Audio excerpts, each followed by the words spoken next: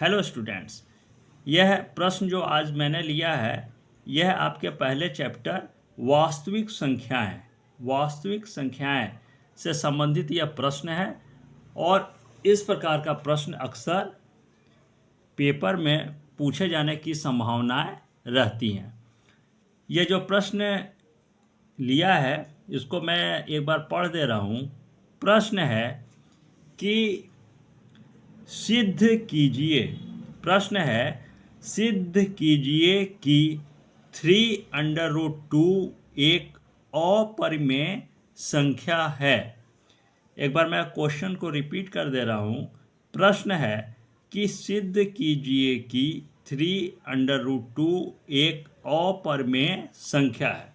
तो इसमें हमें इस प्रश्न को मैं क्लियर करता हूँ डिटेल में कि यह जो प्रश्न है उसमें ये जो है ना 3√2 इसके संबंध में हमें क्या सिद्ध करना है। यह सिद्ध करना है कि यह एक अपरिमेय संख्या है कि नहीं।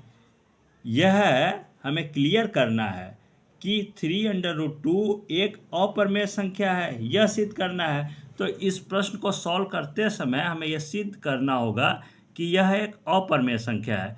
तो अब इसको प्रश्न में इसको जब सॉल्व करेंगे तो सबसे पहले इस प्रकार के प्रश्न में यह मान लिया जाता है कि कोई भी संख्या दिया हो, यहाँ पर कोई भी चेंज करके, जैसे अंडर रूट यहाँ मान लीजिए 3 पहले से है, यदि अंडर रूट में 2 की जगह 3 हो या 5 हो, ठीक है, तो कुछ भी चेंज हो सकता है। लेकिन अगर इस प्रकार का प्रश्न मिलता जुलता पेपर में आए तो उसमें करना क्या होता है कि सबसे पहले ये जो है ना अपरिमेय संख्या, तो इसके जस्ट विपरीत में कि यह संख्या परिमेय है कि नहीं, ये हमें प्रश्न में क्लियर करना होता है। यदि 3√2 एक परिमेय संख्या सिद्ध नहीं होता है तो सबसे लास्ट में जाकर यह प्रश्न क्या सिद्ध हो जाता है कि यह सिद्ध हो जाता है कि जब यह परिमेय संख्या है ही नहीं तो जाहिर है कि यह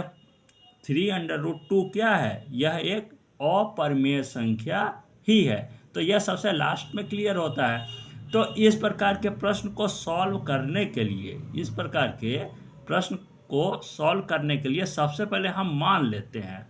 और क्या मानते हैं कि यह 3√2 एक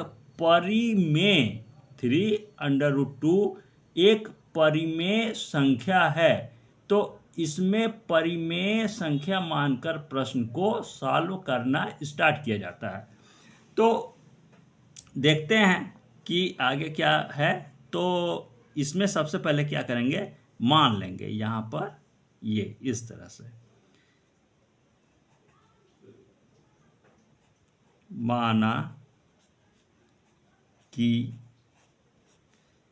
3√2 एक परिमेय 3√2 एक परिमेय संख्या है।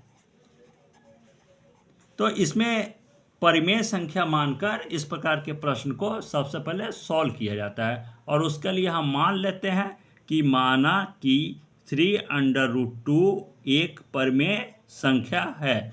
अब परिमेय संख्या, ये जो है ना परिमेय संख्या के संबंध में एक बहुत सामान्य सा सिद्धांत है, एक सामान्य सा रूल है कि यदि कोई भी संख्या अगर परिमेय संख्या है, कोई भी संख्या यदि परिमेय संख्या है तो उसे हम a/b के रूप में व्यक्त कर सकते हैं या प्रदर्शित कर सकते हैं।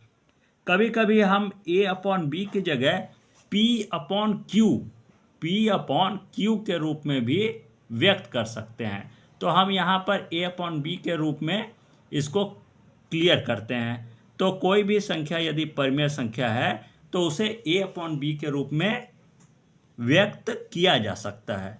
तो जाहिर है कि यहाँ क्या करेंगे, हम क्या लिखेंगे, 3√2 2 यह प्रश्न है, और इसे a/b इस तरह से इसे a/b के रूप में व्यक्त किया जा सकता है। ये एक बहुत सा ही सिंपल साधारण सा परमेय संख्या के संबंध में क्या रूल है कि कोई भी संख्या यदि परमेय संख्या है तो उसे a/b के रूप में व्यक्त किया जा सकता है। यह एक बहुत ही सामान्य सा नियम है। अब क्या है कि यह a क्या है और b क्या है, यह a क्या है और यह b क्या है, इसके संबंध में नीचे ब्रैकेट में लिख देंगे। तो वो मैं यहाँ क्लियर करता हूँ कि यह जो a और b है यह दोनों सह अभाज्य संख्याएं हैं। यह a और b यह दोनों क्या हैं, दोनों सह अभाज्य संख्याएं हैं। और साथ ही साथ यह जो b है ना, यह जो b है यहाँ जीरो कतई नहीं होगा। यह जो b है यहाँ जीरो कतई नहीं होगा। इसकी जगह यहाँ पर 1 2 3 4 5 कुछ भी हो सकता है, लेकिन यहाँ जीरो कतई नहीं होगा। तो इसके संबंध में नीचे लिख देंगे। अब क्या है कि यहाँ पर इस तरह से यहाँ पर ब्रैकेट में लिख देंगे कि जिसमें लिख देंगे जिसमें आगे लिखेंगे a और b, a और b क्या है, सह अभाज्य संख्याएं हैं, सह अभाज्य संख्याएं हैं, यह लिख देंगे। और b की जगह जीरो कतई नहीं होगा, इसको भी नीचे लिख देंगे। तथा b is not equal to 0, यहाँ ब्रैकेट में इसको लिख देंगे। अब क्या है a और b ये जो है a और b इसके संबंध में नीचे लिख देंगे, क्लियर कर देंगे। क्या है कि a और b दोनों सह अभाज्य संख्याएं हैं। और मैंने पहले ही बताया है कि b की जगह जीरो कतई नहीं होगा, वहाँ 1 2 3 4 5 6 मतलब अन्य कोई भी संख्या तो हो सकती है, लेकिन जीरो कतई नहीं होगा। तो इसे क्लियर यहाँ लिख देंगे कि b इज यहाँ पर इस तरह से, एक मिनट, ये यहाँ पर क्लियर कर देंगे कि b is not equal to 0। अब क्या है, इस प्रकार के प्रश्न को बहुत ही सावधानी पूर्वक, इस प्रकार के प्रश्न को है तो बहुत सिंपल, लेकिन मैं सिंपल ढंग से इस प्रश्न को सॉल्व करना बता रहा हूँ कि इस प्रकार के प्रश्न को बहुत सावधानी से पक्षांतर किया जाता है किसी भी संख्या का। अब यहाँ ध्यान से देखिएगा कि ये इक्वल टू है, इस तरफ है 3√2 और इस तरफ है a/b। अब इसमें क्या किया जा सकता है कि इस 3 को पक्षांतर हम इधर कर देंगे। तो यह 3 क्या हो जाएगा, जब इधर पक्षांतर हो जाएगा तो यह नीचे आ जाएगा, यह क्या हो जाएगा नीचे। तो क्या बन जाएगा 3b, और इसको यहाँ पर इस तरह से, यह है आपका √2 इक्वल टू, अब 3 तो पक्षांतर हो गया तो 3 क्या हो जाएगा, नीचे आ जाएगा। तो हो जाएगा √2 इक्वल टू a/3b। यह आपका क्लियर हो जाएगा। अब क्या है कि क्वेश्चन में आपको कुछ ज़्यादा सॉल्व नहीं करना है, बस इस प्रश्न में, इस प्रकार के प्रश्न में अब आपको कुछ ज़्यादा नहीं सॉल्व करना है, बस सावधानी पूर्वक पक्षांतर ही करना होता है। अब यह पक्षांतर हो गया तो नीचे चला गया और बन गया आपका a/3b। अब क्या है कि √2 क्या है, फिर इक्वल टू है a और 3b। इन सभी के बारे में यहाँ जो आया है कि √2 इक्वल टू a/3b, तो इन सभी के बारे में बस डिटेल में आपको क्लियर करना होता है। और क्या है कि उसे आप जितना भी आसान भाषा में, अपनी भाषा में जितने भी आप आसानी से उसको क्लियर करेंगे तो तो प्रश्न को आपको समझना उतना ही ज़्यादा अच्छा होगा और आप प्रश्न को तेज़ी से सॉल्व करते हुए प्रश्न को कंप्लीट रूप से हल कर सकेंगे। तो यह आप अपनी भाषा में लिख सकते हैं।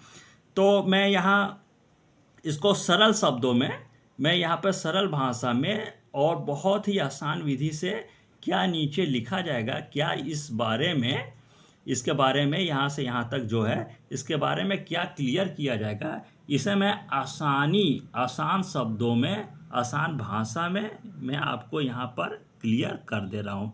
तो इसके संबंध में आसान विधि में बता दे रहा हूँ। क्या करना होता है कि यह जो A3 और B, ध्यान दीजिएगा, यह जो है पहले लाइन में लिखा जाएगा कि यह जो A है, 3 है और यह B, यह सभी क्या हैं, यह सभी पूर्णांक हैं। तो पहली लाइन लिखी जाएगी कि A3 और B यह सभी क्या है, पूर्णांक हैं। अतः जब पूर्णांक हो गया क्लियर, तो दूसरे लाइन में लिखा जाएगा कि A/3B, इस प्रकार A/3B एक परमेय संख्या होगी।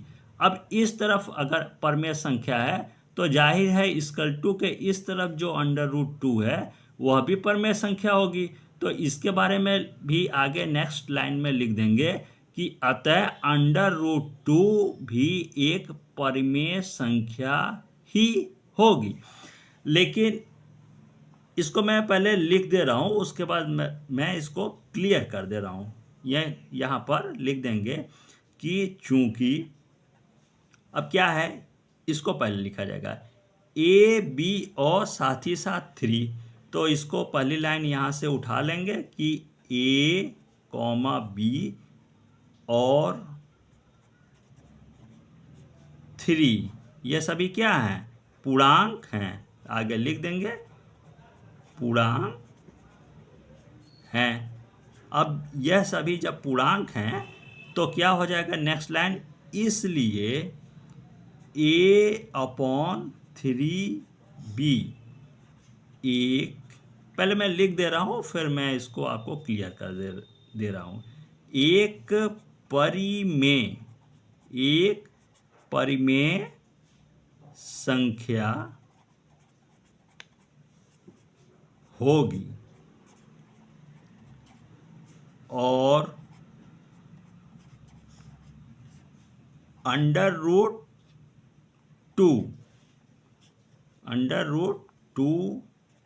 भी एक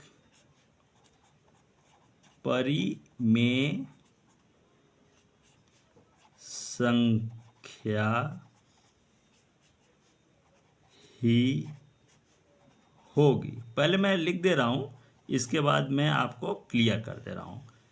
अब क्या हो जाएगा, लेकिन यहाँ पर एक विरोधाभास होता है तो उसी को लिख देंगे यहाँ पर नेक्स्ट लाइन में, लेकिन इससे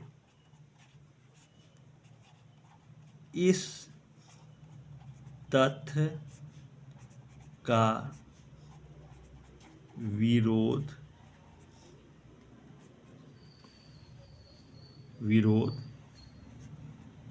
होता है कि √2, यहाँ पर इस तरह से √2 एक अपरिमेय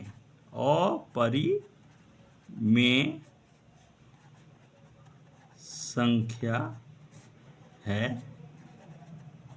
एक लाइन और है, नेक्स्ट में आप लिख देंगे अतः, यहाँ पे इस तरह लिख देंगे अतः, अब पूरे क्वेश्चन को लिखना होगा, अतः 3√2, यह प्रश्न में है, एक अपरिमेय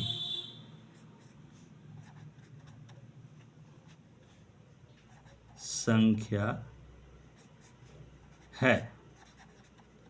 अब मैं यहाँ पर क्लियर करता हूँ, ये जो है ऊपर लाइन, यहाँ पर कि ये √2 और इधर है आपका a/3b।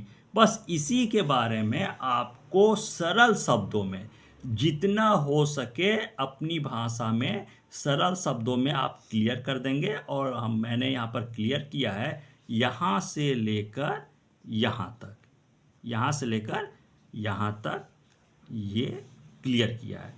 और इसको मैंने जितना हो सके बहुत ही आसान लैंग्वेज में और सिंपल मैंने जितना हो सकता है इसे आसान विधि के रूप में मैंने यहाँ पर क्लियर किया है।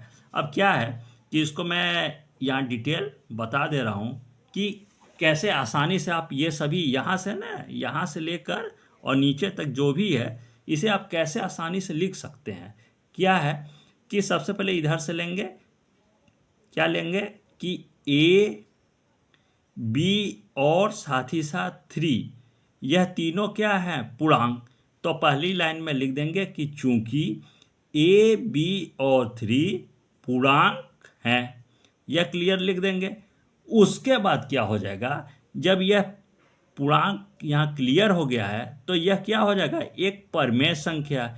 और जब यह मतलब कि a/3b क्या हो जाएगा एक परमेय संख्या। और साथ ही साथ अगर इधर परमेय संख्या है तो इधर जो भी है वह भी परमेय संख्या है, अर्थात √2 एक क्या है परमेय संख्या ही होनी चाहिए। तो इसी के बारे में नेक्स्ट लाइन यहाँ से लिखा जाएगा, क्लियर कर देंगे और वो भी आसान शब्दों में। क्या, इसलिए a/3b एक परमेय संख्या होगी। क्यों? क्योंकि यह तीनों पूर्णांक हैं, a, b और 3 पूर्णांक हैं, इसलिए a/3b एक परमेय संख्या होगी। और अब इस तरह इधर परमेय संख्या है तो यह भी परमेय संख्या ही होगी। तो इसे आगे लिख देंगे और √2 भी एक परमेय संख्या ही होगी।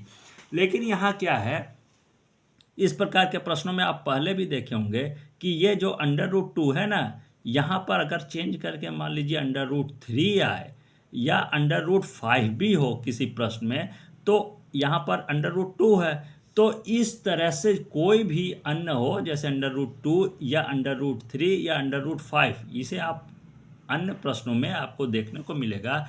तो यह सभी पहले ही यह बात क्लियर है कि यह सभी अपरिमेय, यह सभी क्या हैं अपरिमेय संख्याएं हैं। यह सभी परमेय संख्या तो कतई नहीं है, यह सब भी क्या है अपरमेय संख्या।